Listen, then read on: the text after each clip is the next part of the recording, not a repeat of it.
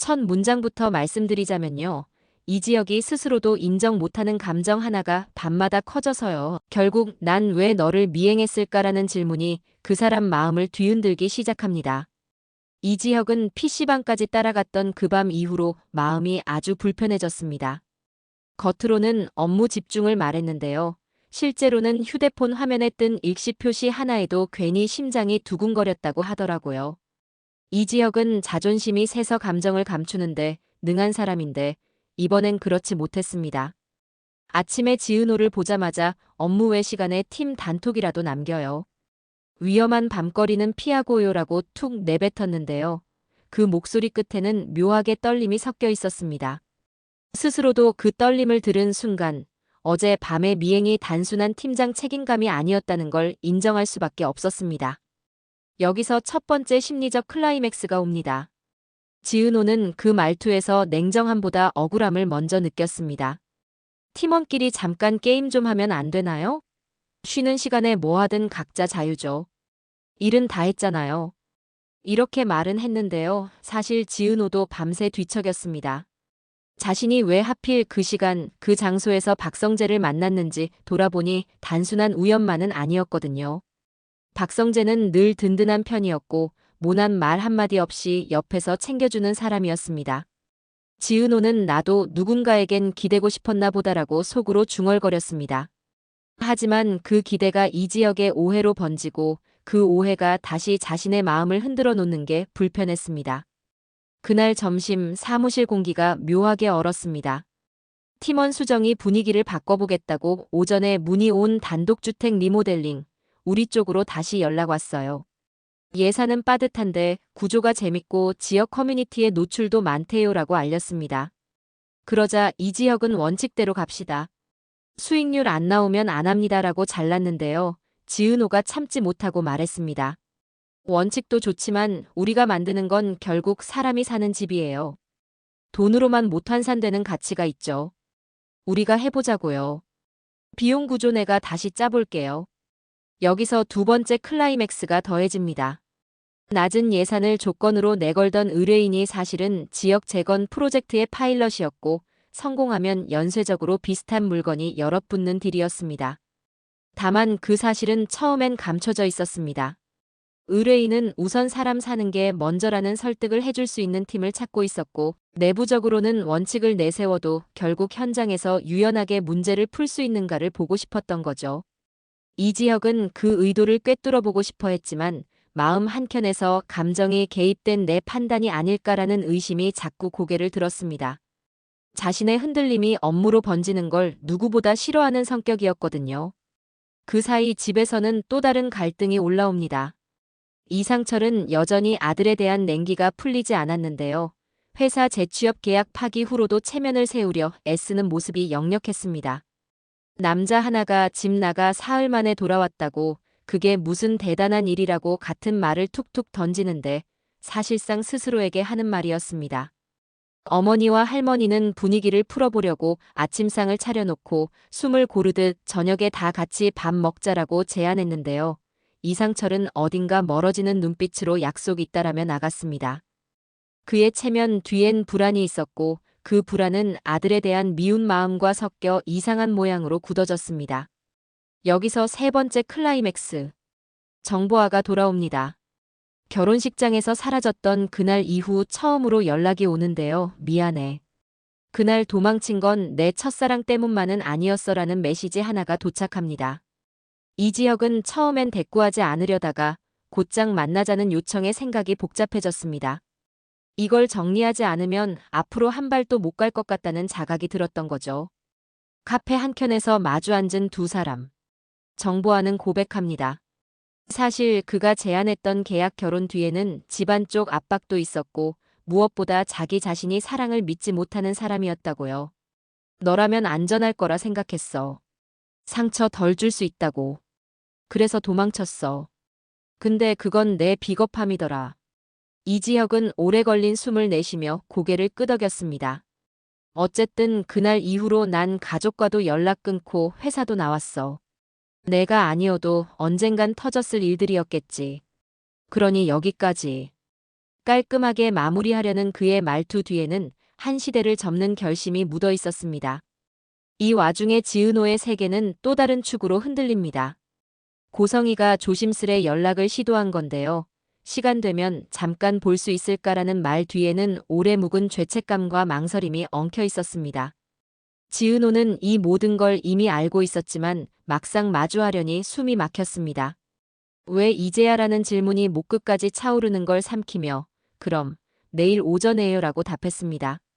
다음 날 두 사람은 어색하게 마주 앉았습니다. 고성이는 차분한 말투로 과거를 꺼냈습니다. 그때 나는 내 삶이 너무 버거웠고 내게도 미안했고 그래서 오히려 엉망이었어. 너한테 꼭 해주고 싶던 말이 있는데 라고 운을 떼다가 끝내 울음을 터뜨렸습니다. 미안해. 늦게 와서 미안해. 지은호는 듣는 내내 어릴 적 기억이 뒤섞여 오르는 걸 느꼈습니다. 자신을 지켜준 지금의 가족에 대한 고마움과 친모를 향한 복잡한 감정이 파도처럼 밀려들었죠. 쉽게 용서 못해요. 근데 듣고는 싶어요. 왜였는지를요. 이 한마디에 두 사람의 시간은 비로소 앞으로 움직이기 시작했습니다. 이때 네 번째 클라이맥스가 이어집니다. 회사로 복귀한 지은호에게 커뮤니티 파일럿 의뢰인의 정체가 드러납니다. 지역 재단과 연계된 프로젝트였고 첫 집을 성공시키면 시에서 주관하는 살 곳의 기준 공모로 확장될 수 있는 기회였습니다. 단 조건이 까다로웠습니다. 예산 상한선은 고정, 대신 삶의 질 지표와 사용자 만족도 설문점수로 성과급이 붙는 구조였거든요. 원칙만 고집하면 놓치기 쉽고 감정만 앞세우면 망치기 쉬운 딜이었습니다. 팀은 양쪽을 다 잡아야 했습니다. 이지혁은 숫자를 책임지고 지은호는 사용자 경험을 책임지는 투톱 체계로 재편했는데요. 이 조합은 누구보다 서로를 불편하게 만들면서도 역설적으로 가장 높은 효율을 냈습니다. 작업이 시작되자마자 둘의 균열은 더 선명해졌습니다. 예를 들면 창호 스펙을 놓고 이지혁은 단열 등급 떨어뜨리면 겨울 난방비 폭탄 옵니다. 절대 안 됩니다라고 못을 박았고 지은호는 그러면 다른 부분에서 균형을 맞추자라며 벽체 마감과 내장재 조합을 새로 그렸습니다. 수십 번의 견적 수정과 현장 점검이 이어졌고 그 사이 두 사람은 서로가 왜 그렇게 고집을 부리는지 조금씩 배웠습니다.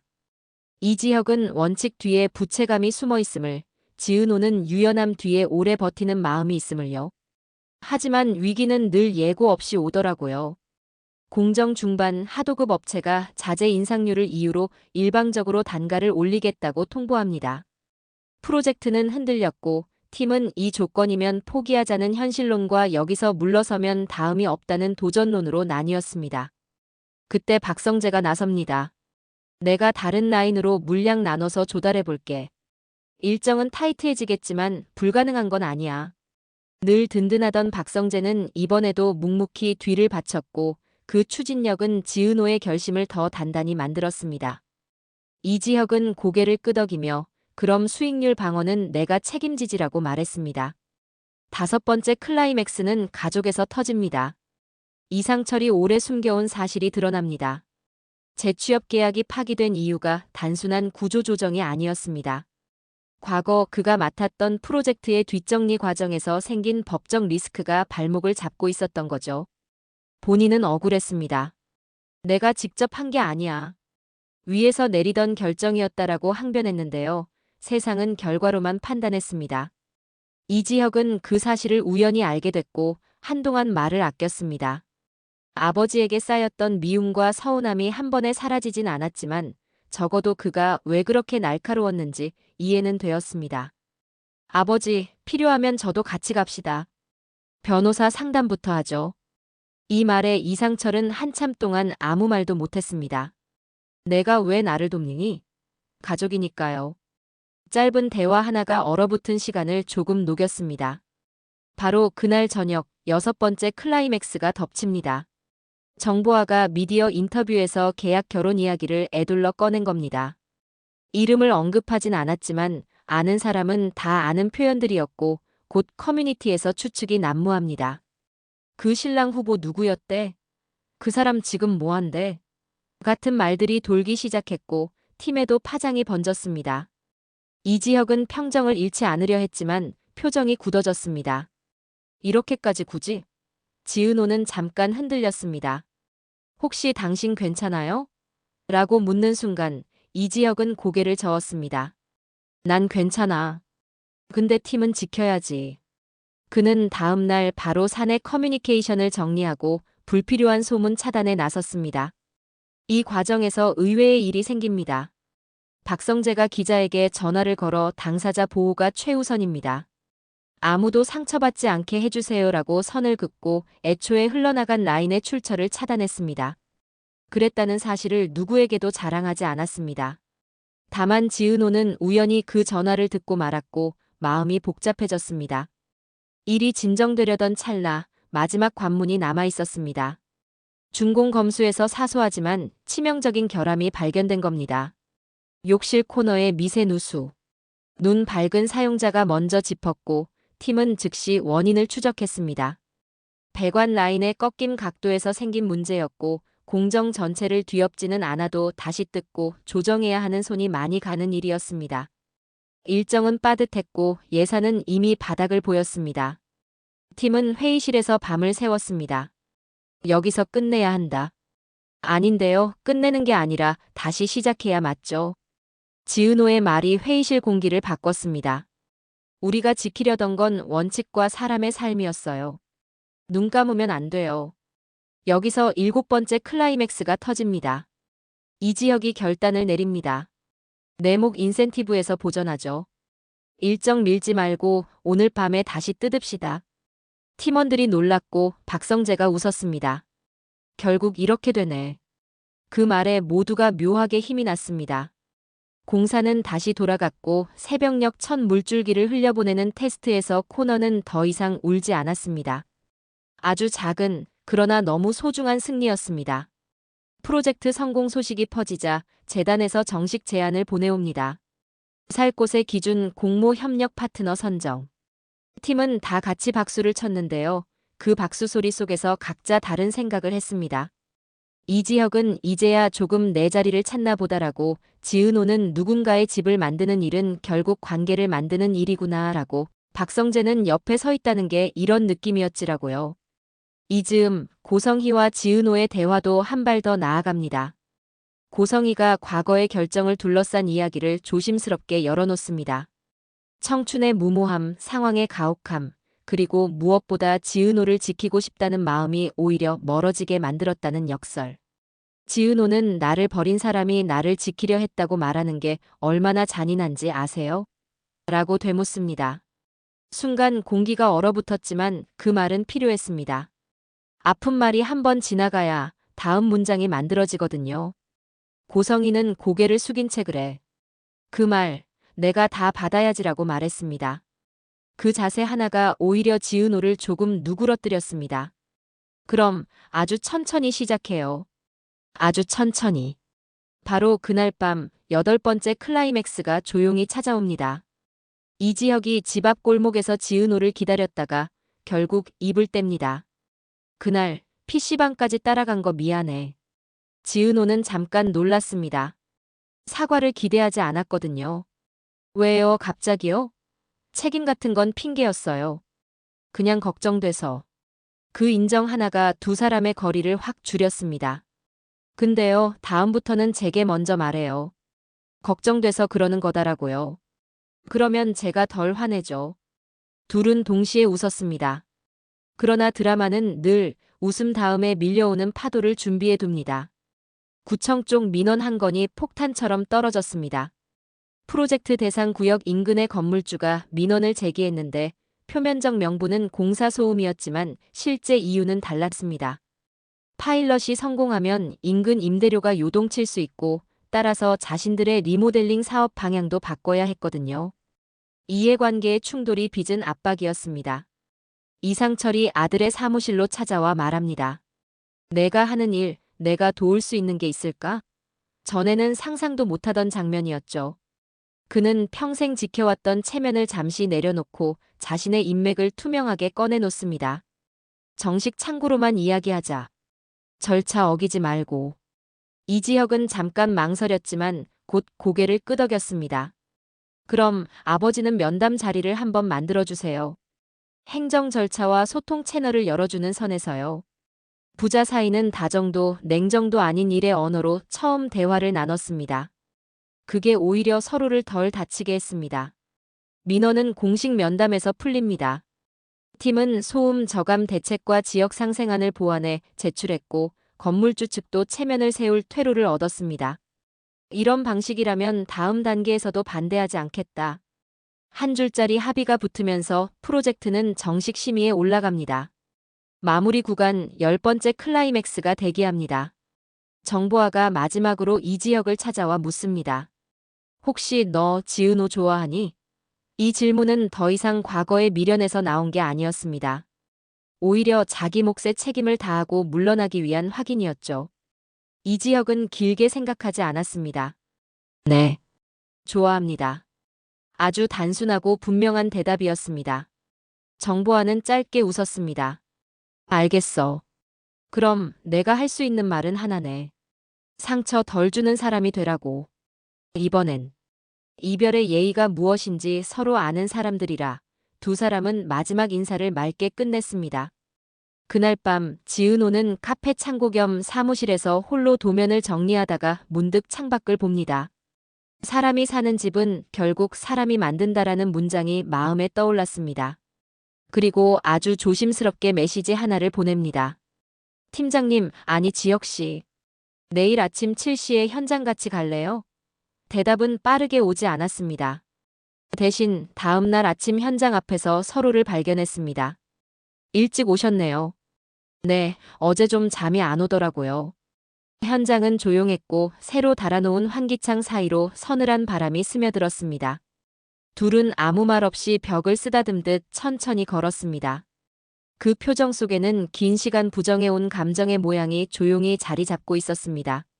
하지만 이야기는 여기서 멈추지 않습니다.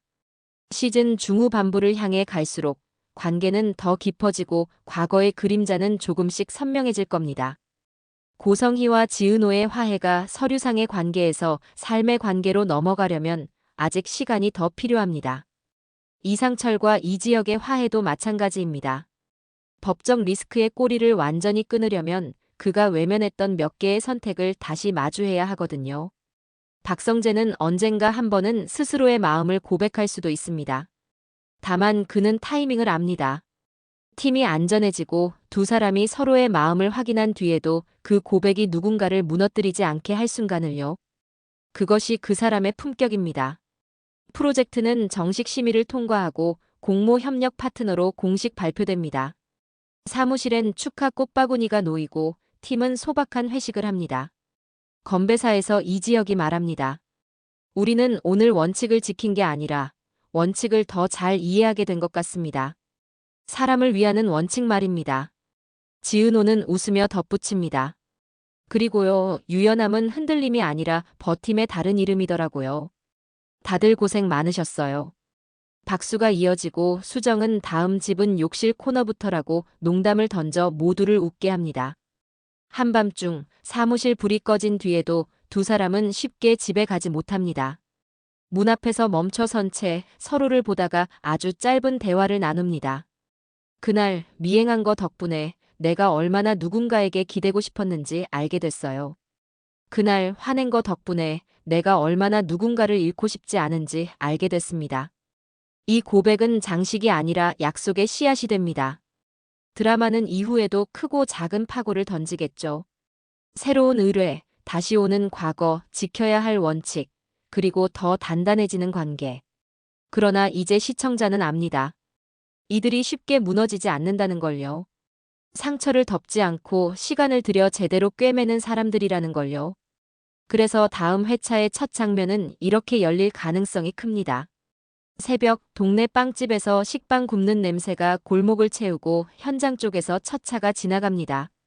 지은호가 손에 든 종이컵 커피를 이지혁에게 건네며 말하겠죠. 오늘은요, 사람이 사는 소리부터 들어볼까요? 이지혁이 짧게 웃습니다.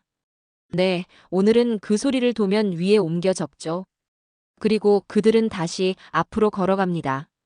이 길은 단순한 러브라인이 아니라 삶을 함께 만드는 일에 가까워집니다.